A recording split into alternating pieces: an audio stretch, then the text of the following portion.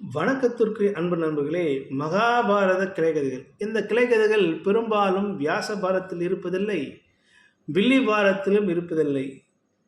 அறம் சார்ந்த வாழ்விலை முன்னெடுத்து வாழ வேண்டும் என்பதற்காகவே நம்முடைய மூதாதையர்களால் புனையப்பட்ட ஒரு கதையைத்தான் உங்களோடு நான் பகிர்ந்து கொள்ள ஆசைப்படுகிறேன். குருட்சேத்திரம் யுத்தம் முடிந்து அவைக்களத்தில் வீட்டிருக்கிறார் திருதராஷ்டிரன். அப்பொழுது அங்கே விஜயம் செய்கிறார் கிருஷ்ணர். அவருக்கு அரியாசனம் கொடுத்து அமர வைத்து சில கேள்விகளை கேட்பார் இந்த திருதராஷ்டிரர். கிருஷ்ணா, நான் விதுரன் சொல் கேட்டு நீதி நெறி தவறாமல் ஆட்சி செய்தேன். நான் கண்ணில்லாதவனாக இருந்தால் கூட நீதியை நெறியை தவறாது மக்களுக்கு ஆட்சி கொடுத்தேன். அப்படி இருக்கின்ற காலகட்டத்தில் குருட்சேத்திர யுத்தத்தில் என்னுடைய 100 ஆண் மக்கள் இறந்து போனார்கள். ஒரு ஆண் மகன் கூட எனக்கு ஈமக்கடன் செய்வதற்கு இல்லையே என்று கண்ணீர் வெடித்து கதறுவார், கண் கலங்குவார். அப்போது கிருஷ்ணன் சொல்லுகிறார், திருதராஷ்டிரரே, நான் ஒரு கதையை சொல்லுகிறேன். அந்த கதையின் முடிவில் தாங்கள் பதிலளிக்க வேண்டும். சரி கிருஷ்ணா, சொல்லி என்று சொல்வார். ஒருவன் ஆட்சி செய்கிறான். அப்போது வறியவன் ஒருவன் சமையல்காரனாக அவனுக்கு வருகின்ற போது அந்த வறியவனுக்கு வேலைவாய்ப்பு கொடுக்கிறான். அந்த அரண்மனையில் சமைக்கிறான். அந்த சமைத்த உணவை உண்ட அரசன் களிப்புற்று அவனுக்கு பொன்னும் பொருளும் கொடுக்கிறான். இன்னும் திறம்பட சமைக்கின்ற போது அவனுக்கு தலைமை சமையல்காரன் பதவி கொடுக்கிறார். இப்படி பொண்ணுக்கும் பொருளுக்கும் ஆசைப்பட்ட அந்த சமையல்காரனும் அந்த அரண்மனை குளத்தில் இருக்கக்கூடிய அன்னத்தின் குஞ்சை பிடித்து எடுத்து அறுத்து சோயபட மன்னனுக்கு சமைக்கின்ற போது கொடுக்கின்ற போது அந்த மன்னன் சைவமன்று அசைவொன்று பாராமல் உண்டான், களிப்புற்றான்.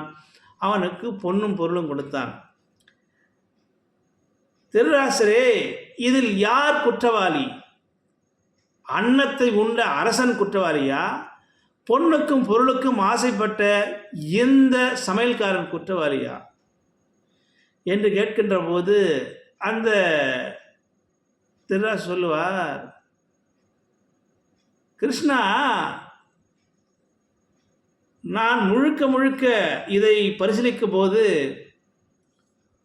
ஒருமுறை வசிஷ்டர் ஆசிரமத்தில் ஒரு சீடன் அசைவ உணவை பரிமாறுகின்ற போது அதை எச்சரிக்கையாக வேகமுடன் கையாண்ட வசிஷ்டர் அந்த சிஷியனுக்கு சாபமிடுகிறார். அதே போல இந்த அரசன் வேகம் எச்சரிக்கையும் இல்லாமல் மெத்தனமாக அந்த அசைவ உணவு உண்டான். ஆகையால் இந்த அரசன்தான் குற்றவாளியை தவிர பொண்ணுக்கும் பொருளுக்கும் ஆசைப்பட்ட அந்த சமையல்காரன் குற்றவாளி இல்லை. கிருஷ்ணர், சபாஷ் திருதராஷ்டிரரே, ஒரு அரசன் மற்றொரு அரசனாக நீங்கள் இருந்தாலும் அரசன் தவறு செய்தான் என்பதை நீங்கள் சுட்டி காட்டினீர்கள். அதற்காகவே உங்களுக்கு இந்த பீஷ்மரும் துரோணரும் கிருபாச்சாரியும் உங்களுக்கு பட்டம் கட்டி ஆட்சி செய்ய கண்ணு இல்லாமல் இருந்தாலும் ஆட்சி செய்ய உங்களுக்கு உறுதுணையாக இருந்தார்கள்.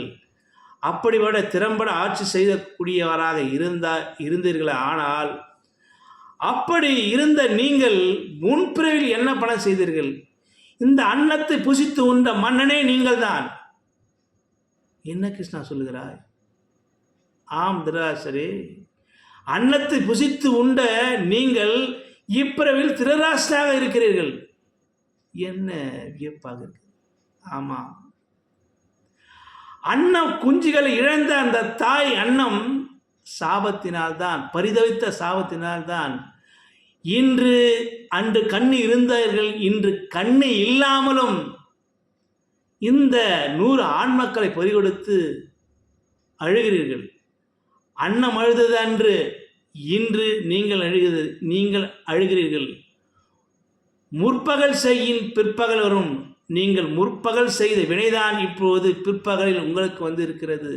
என்ன கிருஷ்ணா, இப்படியெல்லாம் வாழ்க்கை நீ கதை சொல்லுகிறாய் என்று நான் கேட்டேன். என்னுடைய முன் பிறவி பலனை சொல்லுகிறாய், வருத்தப்படுகிறார். இதற்கு மாற்று வழியே இல்லையா என்று கிருஷ்ணரிடம் கேட்கின்ற போது கிருஷ்ணன் சொல்லுகிறார், தெய்வத்தின் சன்னதியில் ஒருபோதும் நீதி தவறாது. அவரவர் வினைக்கேற்ப அவரவர் வாழ்வு அமையும். தெய்வத்தின் சன்னதியில் ஒருபோதும் நீதி தவறாமல் இறைவன் அவரவர் வினைக்கேற்ப அவருடைய பிரதிபலனுக்கேற்ப அவருடைய வாழ்க்கை அமைக்கிறார் இறைவன் என்றார். அதை உணர்ந்து அறிந்த திருதராசனோ தன்வினை தன்னை சுட்டதென்பதை உணர்ந்தார், அறிந்தார், மனம் கலங்காமல் இருந்தார், வாழ்க்கை எதிர்கொண்டார், வீடு பெற்று அடைந்தார். நானும் இக்கதை சொல்லி முடிக்கிறேன். நன்றி, வணக்கம் அன்பு நண்பர்களே.